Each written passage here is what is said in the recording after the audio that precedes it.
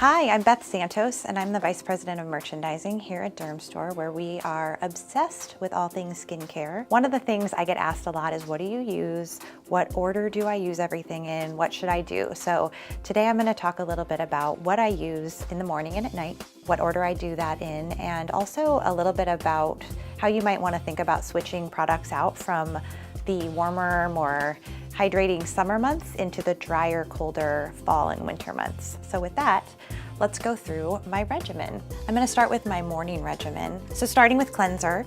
Cleansing is the most important step. Please do not use a makeup wipe to wash your face.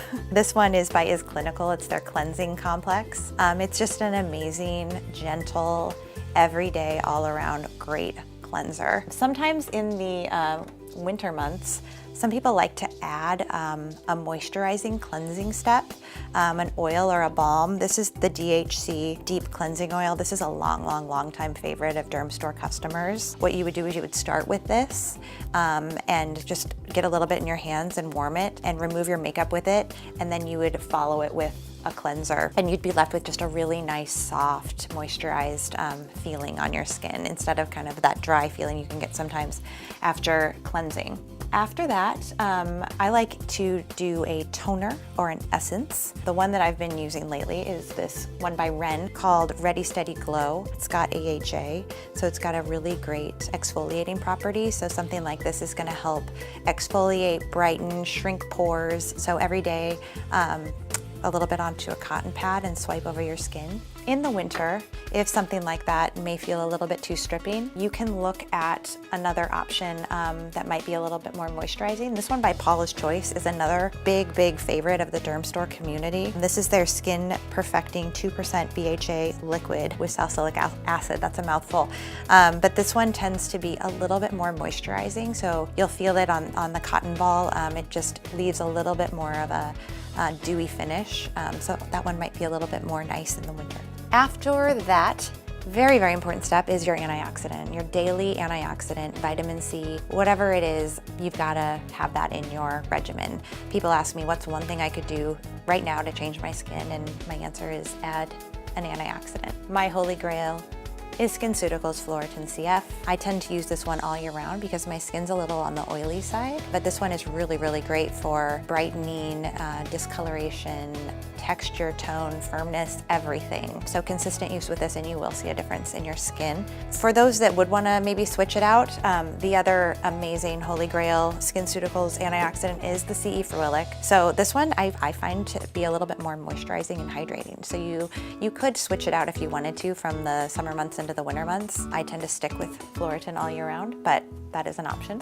After your antioxidant comes your moisture. In the summer, again, since I'm a little on the oilier side, I tend to go with something really sheer and lightweight. So this is a Skin Medica Ultra Sheer Moisturizer. It's just a very light veil of moisture that'll sink right into the skin and kind of give you that velvety finish. In the fall or winter months, it's not a bad idea to switch to something a little bit heavier and a little bit more moisturizing. This one by SkinCeuticals, Triple Lipid, is a big time favorite, and it's chocked full of incredible anti-aging properties. And day or night, this is a really great moisture option for the colder winter dry months. Another step you can take in hydrating is a hyaluronic acid gel, or even just a hydrating gel. So this one by SkinCeuticals, it's their Hydrating B5 gel. Whether you want that little extra layer of hydration or you just want to be a little bit lighter with your hydration, this is another really great option for that step after you do your antioxidant. Last but not least, very important, is a sunscreen. Always use a sunscreen of 30 SPF or higher. The one I'm highlighting today is our fan favorite. This is Elta MD's UV Clear. This has long been our best-selling sunscreen on Dermstore, and I think part of it is because its formulation, it works so well on almost any skin type. But really, my recommendation is to find one that really works for you and find one that your skin really agrees with and that you really enjoy putting on. And some of them come in setting mists like this Supergoop, where you can just spray that right on after your makeup. Some of them come in tinted moisturizers, some of them come in primers.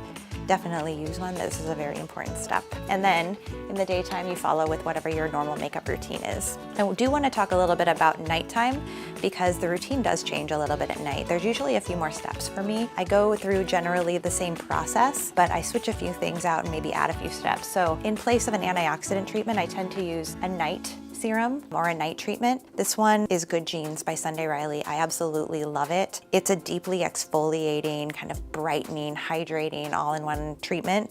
So I love the way my skin looks when I wake up after I put this on at night. Some people do use an antioxidant serum at night. I tend to just switch it out for this. Then for the kind of the toning step, I like to do a little bit more deep exfoliation. So my personal favorite are these Alpha Beta peel pads. This is the extra strength formula that I will typically use during the warmer summer months. It is a chemical exfoliant, and it's just a two-step process with little disposable wipes. In the colder, drier months, there is this extra gentle formulation of the peel pad that's just gonna be a little bit easier on your skin, still a chemical exfoliant, but slightly less drying. I like to switch it up between the two, but this is a really, really great step in your nighttime routine to kind of get that exfoliation really going. Another really important step at night is a retinol. This one by Skin Medica, it's their 0.5 retinol complex, is wonderful. With retinols, again, I tell people find one that you like, find one that your skin tolerates. I love PCA retinols. I love SkinCeuticals retinols.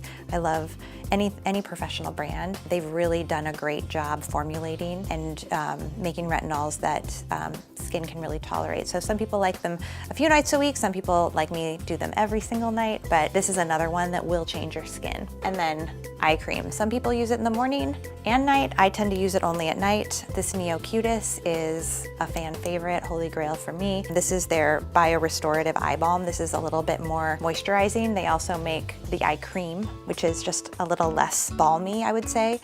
So you could do one in the day, one at night, or I prefer to just use it at night, but it's again a really important step. Something that's really trending and becoming super popular is facial mists. Something you can kind of take with you on the go, because just because you layer on great moisture in the morning doesn't mean your skin won't dry throughout the day. One that I've been using in the summer is this Neroli Age Correcting Hydrating Mist, but I've recently switched out for the fall to the Stone Crop. I love everything Stone Crop from Eminence, but this is just an amazing hydrating mist. You can just put it in your bag and throughout the day, just spritz a little bit on and kind of pat it into your face, and it doesn't really mess up your makeup and just gives you that little boost of hydration for midday that your skin might be craving in these colder months. So that's a little bit about my routine and hope it was helpful. Thanks so much.